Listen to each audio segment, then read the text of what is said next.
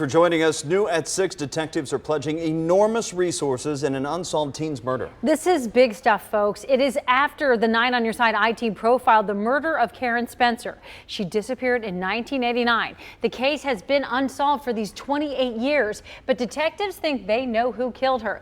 Our Julie O'Neill investigated this unsolved murder. She brings us new information from Miami Township Police today. Julie.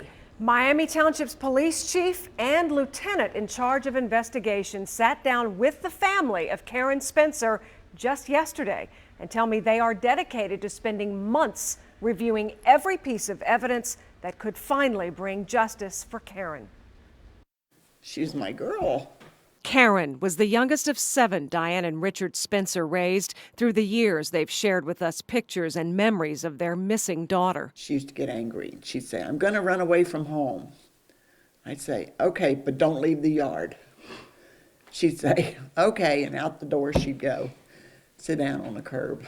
The laughter sobers quickly at the thought that strong will cost Karen her life. The only thing she did was something stupid.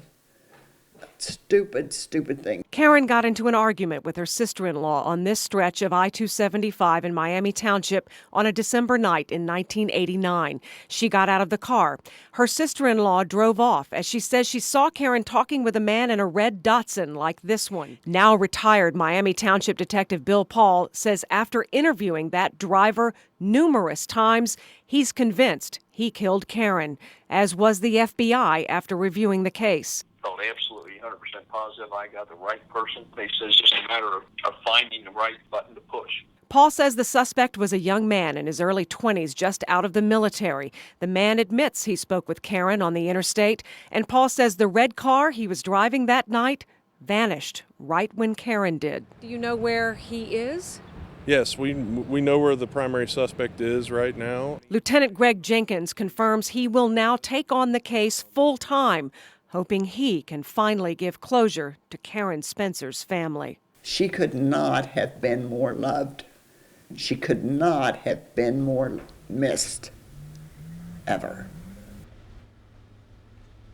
The Spencers tell me they are pleased to see new attention given to this case. We'll keep you posted of any new developments. Craig and Tanya.